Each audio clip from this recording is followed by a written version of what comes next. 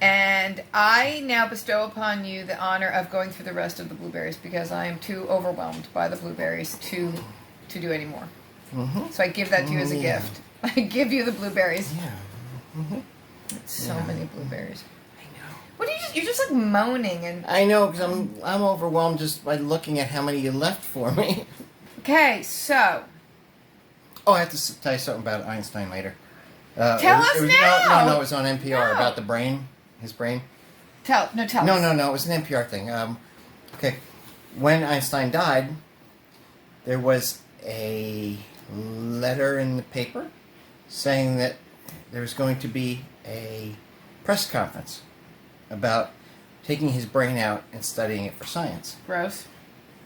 So someone was on NPR today, a man who worked for New Jersey Monthly or something like that, as his first job in 1977, and his editor told him to go out and find out about Einstein's brain.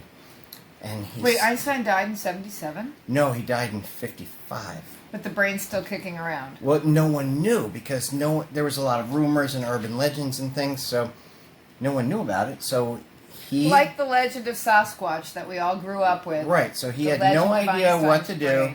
And then he started by talking, looking for anyone that he could find.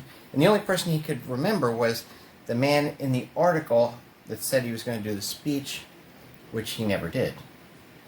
Which was also the man who would have done the autopsy. So he researched it. He was murdered before he could do the autopsy! He went to Princeton. Einstein conspiracies. He went to Princeton. He was in the Princeton library and got the microfiche, was reading it, and he thought, I wonder why there's no other stories. He searched all the way to 1977. Nothing about Einstein's brain at all. So he thought, what happened? So long story short, or long story almost as long, he ended up calling it was a doctor, so he called the medical association or something, or doctors.com or something back in the 70s, which there was none. And he said he could look in phone books. It was like Dr. Harris. Like, it was a very common name. So Harry Harris. Yeah, like Harry Harrison or something. That's a real name. So they had one listing for a Harry S. Harrenstein. What did I call him the first time?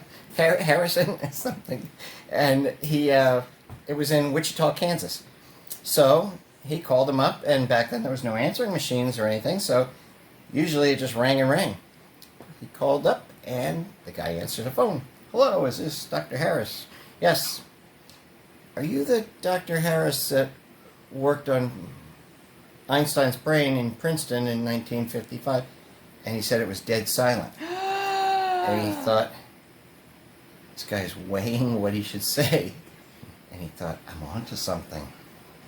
So he said, I'm going to come out and visit you, because the doctor didn't really want to say anything. He wouldn't answer the question, but the guy's just like, yeah, now I'm coming out to see you. Yeah, he said, I am the Dr. Harris of that ilk. Okay. That ilk. Yeah. Of that era and Einstein brain chopping up ilk. Yeah, so why am I telling you this whole story? I don't know. Can I stop? Does this end up with you finding Einstein's brain in the dumpster of Aldi? Well, close. No, it doesn't. Okay, let's just say he gets there, and the guy, the interviewer's just pushing him, like, please tell me, you can't, and he kept denying it. No, we have nothing, no record. He said, come on, you didn't even take pictures? And then he said, in a moment of weakness, the guy said, wait a minute.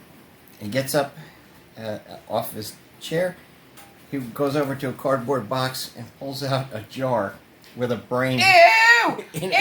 A cut up brain, and it was Einstein's brain. He had it all this time and never told anyone. Never did anything, never told anyone. He tried to get people, through talking to him, he tried to get people to look at it or try and figure out why Einstein was much smarter than everyone else, and no one knew anything back in the 50s. No, they were stupid. So in 77, they knew a little more. Not much. So they it kind of, there was stuff about Einstein when he died, and I read this in his biography. You almost said autobiography, Yeah. didn't you? Yeah. Yeah, when he died, That he wrote and the guy postmortem. didn't say where. He didn't say where he was ashed, like he was blown in the wind. Einstein said he wanted to be cremated, and then his ashes tossed somewhere that no one knew about because he didn't want a shrine to him, like any kind of part of him. He didn't know they were going to take his brain out. So, Right, but the guy didn't make a brain shrine. He just like hid it in his den. yeah, And well, in where did you say, Kansas? Wichita, Kansas. Yeah. So, but I know through reading that book that his ashes were spread over the Delaware River in Trenton. They drove down Route 1, which we've been there many times. We've crossed that bridge. The one that says Trenton makes, world takes, or something, that bridge. They sprinkled his ashes there. So they thought that was the end of anything physical of Einstein.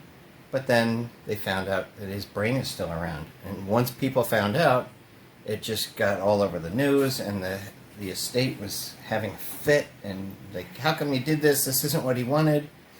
And then he said, I promise I will just study it, and I will, since I already have it, and I will study it for science, and the end. So you're reporting to us a news story from 1977, basically. Yes. Like, Oh, that wait. is- Well, the whole point, I think the guy It was ended up... big news in 77. You heard it Yeah. here first. Yeah. Like, Well, no, Is this- the man ended up being, he started his own company, his own magazine, and it's not like the... and it's Forbes. No, like Chama. Wired magazine, or... Oh, that's a thing. I've heard or of that. Science magazine, or Fine. Oh, my Science, Newsweek, something, Time, I don't know, something like that. Yeah. And anyway, the point was, the whole point of this little rabbit trail... Yeah. Is there any point to this at all? Yeah, was that the one thing that they found out that was more different about his brain was the More different. more... That was more different. more Was that he different. didn't That say couldn't things talk like more correctly, different. But he was Or speak correctly. unbelievable at spatial recognition and spatial distancing, and he could I know he why you're could- telling me the story he could now. pack the back of a car with like 15 That's or why 20 he thinks, clocks. You think you're smart like Einstein. Yeah, I'm Einstein. Smart. Yep. I wonder if he You could heard it have- here first. I wonder if he And could probably have. the only time. I wonder if Einstein could have told that story any quicker. He just rolled over in his grave. Oh no. He's just splashing around. Yeah, like that salmon. by the Yeah, salmon. the brain's just flopping around, bubbling over. So what like- happened to his like a brain after? 1965 creature features. Did they do anything with the brain? Once it Yeah, was- they're studying it because now they know genetics and things. But they noticed the neurons were packed tighter, and they noticed the frontal lobes were bigger or something. But there's a thing, I forget what it's called. It's some kind of skull, no, it's back here, but it's amygdala. it's the spatial. You know how big the part of my head is right here? Yeah. It's that's where it is, the spatial part. Mm-hmm. That's why you can't wear a hat. Could he also not wear hats? I don't think he would wear a hat. What? No, Well, he had the hair. How could Yeah, he he wear a had hat? hair. You all know my grandmother was in the same social club with Einstein, and my mother sat on his lap when she was in about 4th grade. It was a class trip. It was a school trip to go visit him. The newspaper people there were to take a picture. They wanted a kid to sit on his lap. It wasn't any. Did he have white hair? It wasn't they any say he weird was Santa? thing where she just went to his house and sat on his lap periodically. It was a. I have a theory about Einstein right now. Really? Yeah. Here's my theory, because I've heard he couldn't talk to, or not couldn't, but didn't talk till he was 5. Yeah. It's like, probably could, but didn't want to. I wonder if Einstein now would be considered to be on the autism spectrum, if he was like a little Aspergery, and that's why he was so good at what he was good at, but wasn't into making conversation. As a 5-year-old, Well, you know? I don't know because he was good at it, Making conversation? wasn't he? I don't know. I don't know. Afterwards, didn't he talk to anyone? Make speeches? I don't think so. I don't think he enjoyed it. No, No. probably not. Similar to me. I don't enjoy speaking. I know you hardly ever make speeches, Yeah, except that one you just... I just made. Yeah.